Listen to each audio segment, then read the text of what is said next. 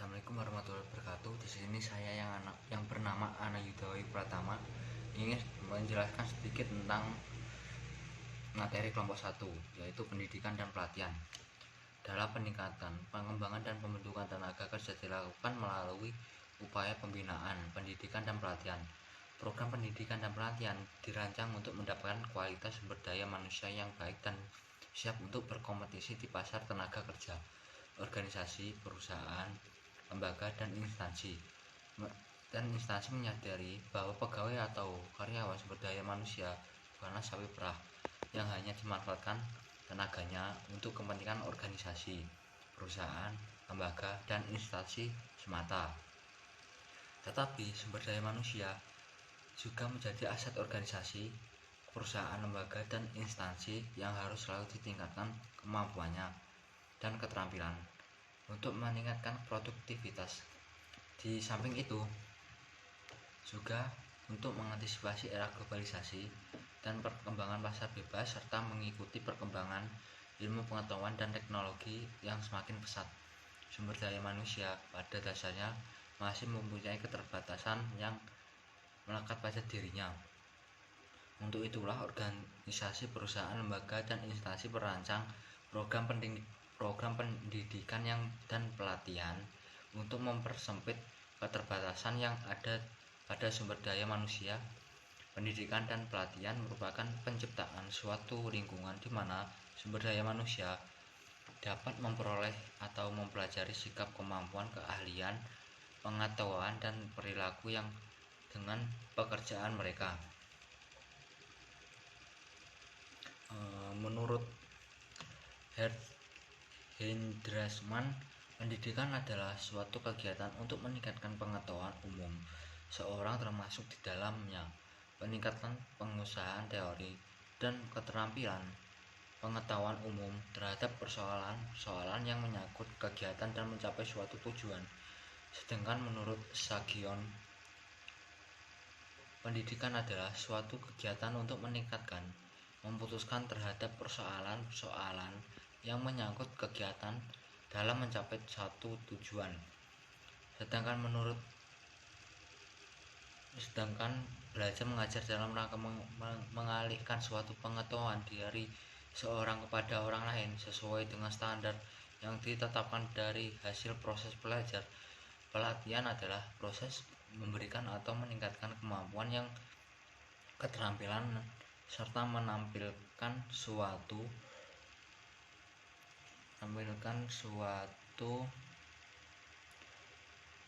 menanamkan atau menyesuaikan sikap kepada pegawai, karyawan, sumber daya manusia atau proses membantu pegawai, karyawan, sumber daya manusia untuk mengoreksi kekurangan-kekurangan dalam kinerjanya di masa silam. Menurut Naismito, pengertian pelatihan adalah suatu kegiatan dari perusahaan yang bermaksud untuk dapat memperbaiki dan memperkembangkan sikap, tingkah laku, keterampilannya, dan pengetahuan dari para karyawan sesuai dengan keinginan dari perusahaan bersangkutan. Itulah sedikit dari materi kelompok 1, pengertian dan pendidikan dan pelatihan. Sekian. Ini akan menyampaikan materi tentang tujuan, manfaat, dan jenis pelatihan. Yang pertama yaitu saya akan menyampaikan tujuan pelatihan. Tujuan pelatihan yaitu memberikan pengarahan untuk membekali, meningkatkan, dan mengembangkan kompetensi kerja guna meningkatkan kemampuan, produktivitas, dan kesejahteraan karyawan dan perusahaan. Selanjutnya saya akan menyampaikan manfaat dari pelatihan. Pelatihan sendiri memiliki beberapa manfaat yang besar bagi karyawan dan perusahaan, antara lain meningkatkan kuantitas dan kualitas produktivitas. Yang kedua, membentuk sikap, loyalitas, dan kerjasama yang lebih menguntungkan. Selanjutnya, memenuhi kebutuhan perencanaan SDM. Dan yang terakhir yaitu mengurangi frekuensi dan biaya kecelakaan kerja oleh perusahaan. Selanjutnya, saya akan menyampaikan jenis-jenis dari pelatihan. Jenis pelatihan sendiri terdapat 5. Yang pertama yaitu pelatihan keahlian. Pelatihan keahlian merupakan pelatihan yang relatif sederhana karena kebutuhan atau kekurangan diidentifikasi melalui penilaian yang jeli. Yang kedua yaitu pelatihan ulang. Pelatihan ulang merupakan pelatihan yang berupaya memberikan para karyawan keahlian-keahlian yang mereka butuhkan untuk menghadapi tuntutan kerja yang berubah-ubah. Yang ketiga yaitu pelatihan lintas fungsional. Pelatihan lintas fungsional merupakan pelatihan yang diberikan pada karyawan untuk melakukan aktivitas kerja dalam bidang lainnya selain dari pekerjaan yang ditugaskan. Yang selanjutnya yaitu pelatihan tim. Pelatihan tim merupakan pelatihan yang terdiri dari gabungan sekelompok individu untuk menyelesaikan pekerjaan demi tujuan bersama dalam sebuah tim kerja. Yang kelima yaitu pelatihan kreativitas. Pelatihan kreativitas merupakan pelatihan yang berlandaskan pada asumsi bahwa kreativitas dapat dipelajari oleh karyawan. Kemudian mengenai tahapan proses pelatihan. Terdapat beberapa tahap proses ini, seperti yang pertama, penilaian kebutuhan pelatihan yang meliputi kebutuhan perusahaan, tugas, dan karyawan. Yang kedua, perumusan tujuan pelatihan. Perumusan tujuan pelatihan harus ada keterkaitan antara input, output, outcome, dan impact dan pelatihan itu sendiri. Yang ketiga, prinsip-prinsip pelatihan yang meliputi partisipasi, pendalaman, referensi, pengalihan, umpan balik, suasana nyaman, memiliki kriteria. Yang keempat, merancang dan menyelidiki prosedur pelatihan yang meliputi pelatihan instruksi pekerjaan, perputaran pekerja, magang, kuliah dan presentasi, studi kasus, simulasi, dan pembelajaran aksi. Kemudian mengenai metode pelatihan. Berikut akan dibahas mengenai metode efektif dalam pelatihan. Yang pertama, refleksi diri. Sebagai tahap awal dalam pengembangan dan pelatihan, refleksi diri akan menjadi acuan bagi manajer personalia dalam memberikan pelatihan dan pengembangan sumber daya manusia. Yang kedua, pengalaman tim. Interaksi dua orang atau lebih akan memberi pengembangan dan pelatihan tersendiri bagi sumber daya manusia dalam sebuah perusahaan. Yang ketiga, lingkar belajar. Forum group discussion atau rapat maupun pemecahan masalah bersama akan menjadi salah satu metode yang efektif dan efisien bagi pegawai dalam membahas maupun menyelesaikan berbagai masalah dalam pekerjaannya. Yang keempat, seminar. Anda juga bisa memberikan seminar mengenai skill terkait ilmu pengetahuan, kapasitas dengan melibatkan banyak pihak seperti ekspertis yang handal dalam bidangnya. Yang kelima, mentoring. Memberikan pelatihan secara personal dengan memberikan feedback, motivasi, membagi pengalaman maupun proses pembelajaran dengan cara yang lebih intens. Dalam proses ini lebih pada mengembangkan personal individu dan kapasitasnya. Yang keenam, resources sharing. Dalam era digital, sangat penting penggunaan media virtual sebagai sumber pembelajaran di sebuah perusahaan.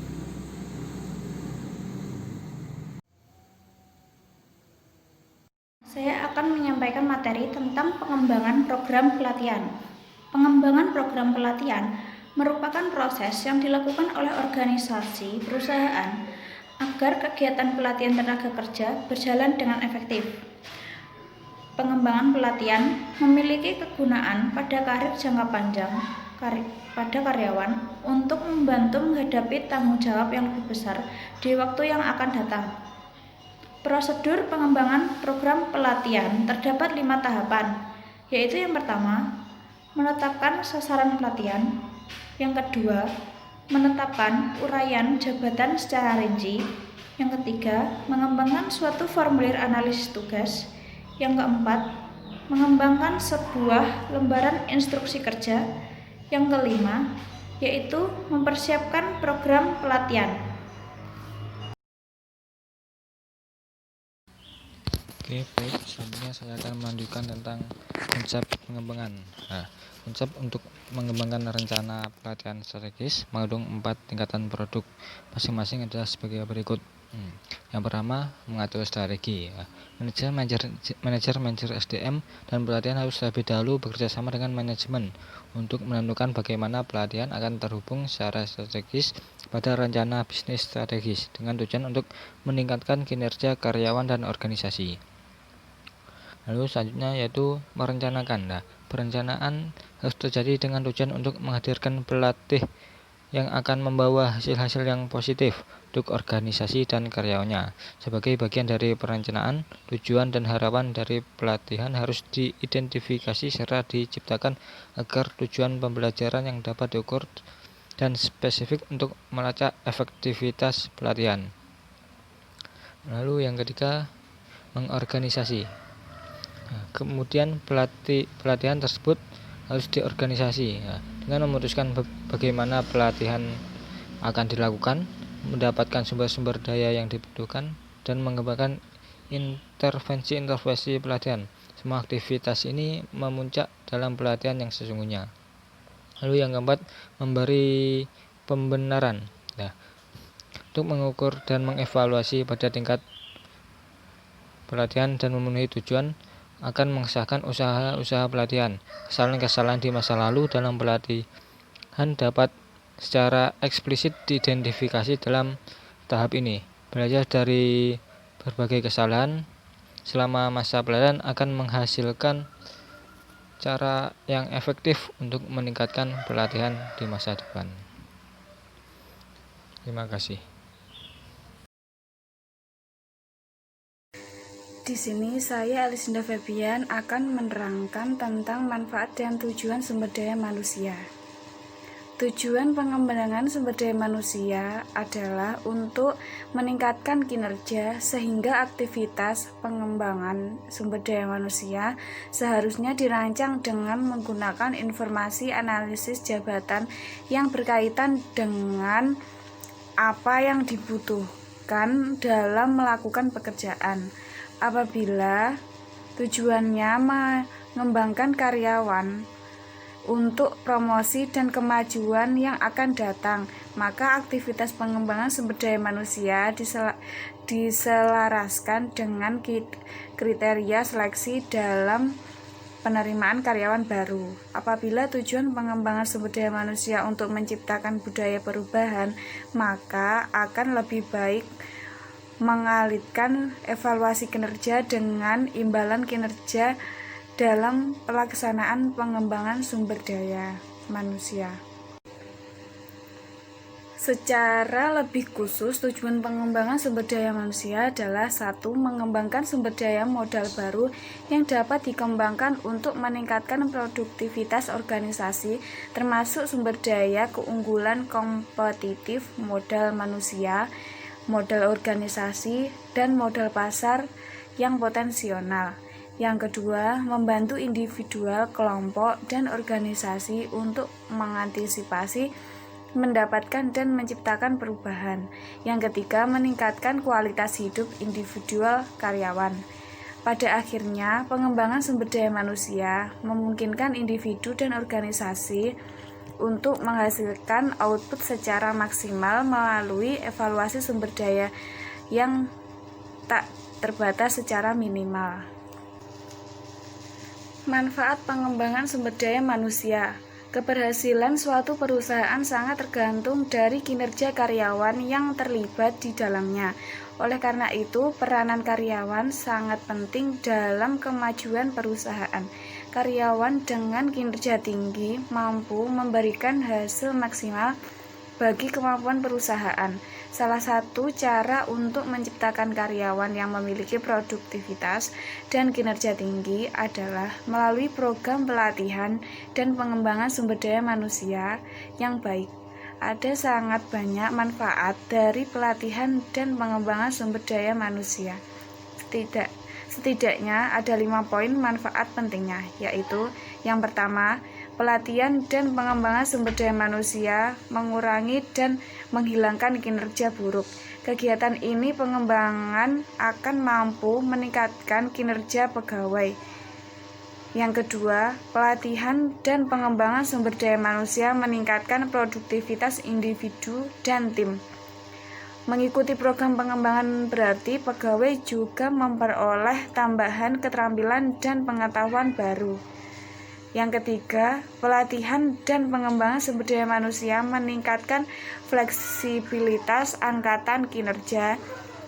Dengan banyaknya keterampilan yang dimiliki, maka akan lebih fleksibel juga bagi karyawan untuk menyesuaikan diri dengan kemungkinan adanya perubahan yang terjadi di lingkungan organisasi.